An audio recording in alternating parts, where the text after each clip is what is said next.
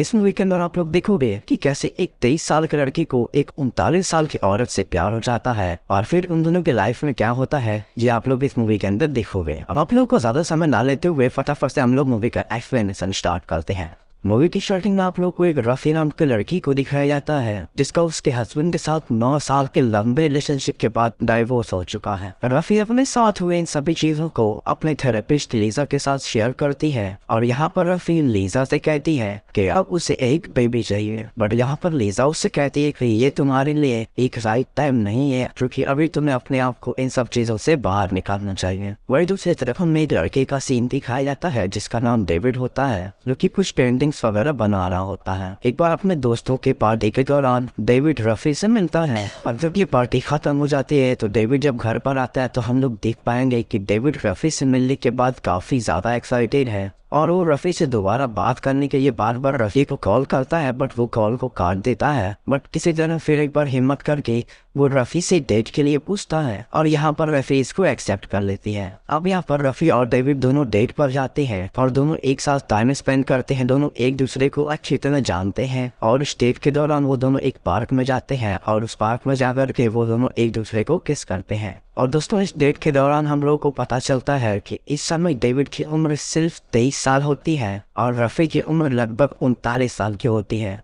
अगले दिन रफी फिर से अपने थेरेपिस्ट लीजा के पास आती है और लीजा को जाकर के ये सारी चीजें बताती है और यहाँ पर रफी लीजा से कहती है कि उसके साथ अभी जो भी हो रहा है उसको लेकर के वो काफी ज्यादा खुश है और अभी वो अपने लाइफ को एंजॉय कर रही है। और लीजा भी रफी से कहती है कि तुम्हें अपने रिलेशनशिप को आगे बढ़ाना चाहिए क्योंकि एज डिफरेंस ज्यादा मैटर नहीं करता। दोस्तों दूसरी तरफ हम लोगों को डेविड के फैमिली का सीन दिखाया जाता है और यहाँ पर हम लोग देख पाएंगे कि लीजा कोई और नहीं बल्कि डेविड की मदर है। अब यहाँ पर डेविड और रफी की नजदीकियां और बढ़ती हैं, वो दोनों अपने लाइफ को एंजॉय करते हैं। डेविड रफी के घर पे जाकर के रफी के साथ इंटीमेट होता है। यहाँ पर डेविड भी अपने दोस्तों से कहता है कि उसको रफी के साथ रहना अच्छा लगता है। अब यहाँ पर रफी जब लीजा के पास थेरेपी के लिए जाती है और जिस तरह से वो बातों को लीजा को शेयर करती है, अब यहाँ पर लीजा को रियलाइज होने लगता है कि वो बंदा जिसके साथ रफी रिलेशनशिप में आई है वो बंदा कोई और नहीं बल्कि उसी का बेटा डेविड है। ये बात जानने के बाद लीजा को काइंड ऑफ शॉक सा लगता है और अब लीजा अपने थेरेपिस्ट के पास जाती है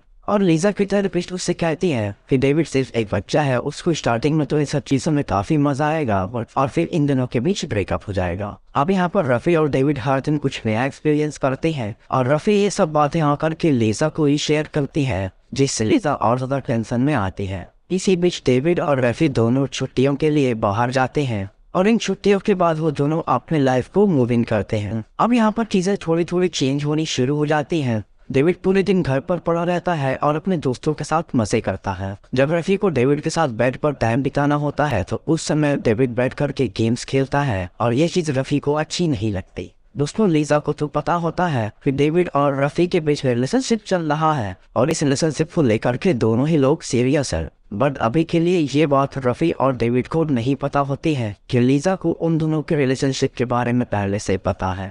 एक बार थेरेपी सेशन के दौरान लीजा रफी को बता देती है कि डेविड उसी का बेटा है और ये बात सुनने के बाद रफी को लीजा के ऊपर काफी ज्यादा गुस्सा आता है क्योंकि रफी ने लीजा के साथ डेविड और रफी के बीच हुए उन प्राइवेट बातों को भी शेयर किया था जो बातें उसको किसी के साथ भी शेयर नहीं करनी चाहिए थी। अब यहाँ पर यह बात रफी डेविड को भी बता देती है और डेविड अपने माँ के ऊपर काफी ज्यादा गुस्सा करता है और वो कहता है कि तुमने हम लोगों के साथ चीट किया है। और यहाँ पर लीजा अपने डिफेंस में कहती है कि उस समय मुझे जो भी ठीक लगा मैंने वो किया। एक बार जब लीजा अपने घर पर डेविड के पास आती है तो यहाँ पर उसको पता चलता है कि इस घर में डेविड का दोस्त छिपा हुआ है और इस बात को जानने के बाद रफी को बिल्कुल भी अच्छा नहीं लगता। यहाँ पर रफी डेविड को थोड़ी बातें सुनाने लगती है कि तुम पूरे दिन घर पर पड़े रहते हो, ना ही तुम कोई काम करते हो ना ही तुम घर की सफाई करते हो। यहाँ पर रफी कहती है कि जो भी कर रही हूँ मैं सब कुछ अकेले कर रही हूँ।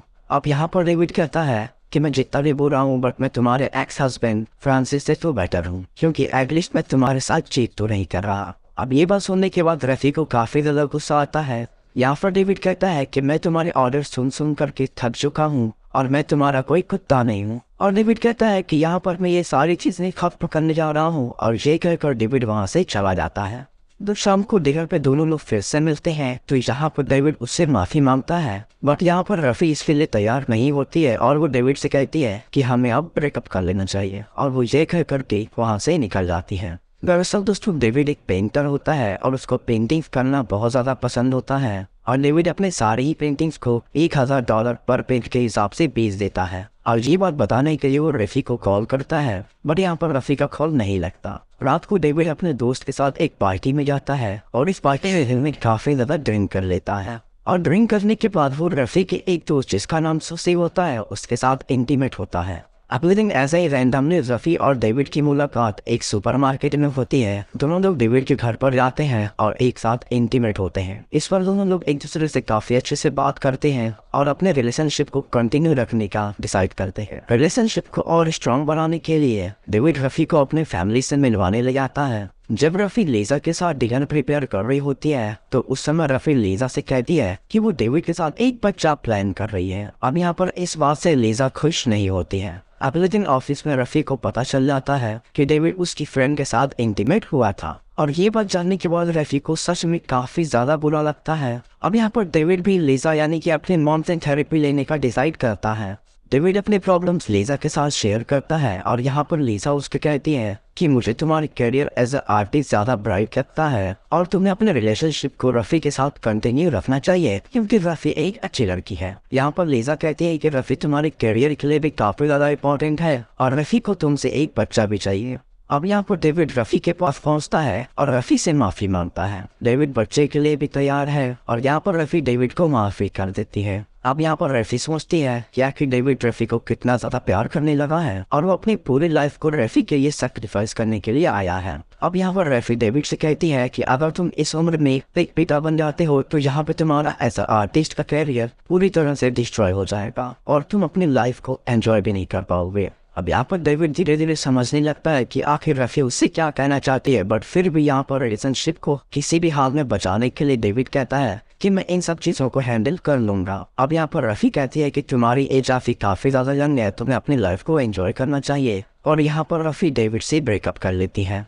अब दोस्तों हमें यहाँ पर 1 साल बाद की स्टोरी दिखाई जाती है। अब यहाँ पर डेविड अपने दोस्त के साथ उसी रेस्टोरेंट में आया होता है जिस रेस्टोरेंट के अंदर उसने रफ़ी को पहली बार डेट किया था और यहाँ पर फिर से उस रेस्टोरेंट के अंदर उसको रफ़ी मिलती है और रफ़ी को देख कर के डेविड फटाक से उस रेस्टोरेंट से बाहर निकल जाता है और रेस्टोरेंट के डोर पर लगे बर्फ को साफ करके वो रफ़ी को देखता है और दोनों एक दूसरे को देख कर के स्माइल करते हैं और फिर डेविड वहाँ से चला जाता है और यहीं पर ये मूवी खत्म हो जाती है। दोस्तों एक्सप्लेनेशन सुनने के बाद अगर आप लोगों ने इस मूवी को खुद से देखा होता तो इस मूवी को आप लोगों ने ज़्यादा एंजॉय किया होता और इस मूवी के अंदर जो चीज़ आप लोगों को दिखाई गई है उस चीज़ से आप लोग प्रॉपर तरह से कनेक्ट हो पाते।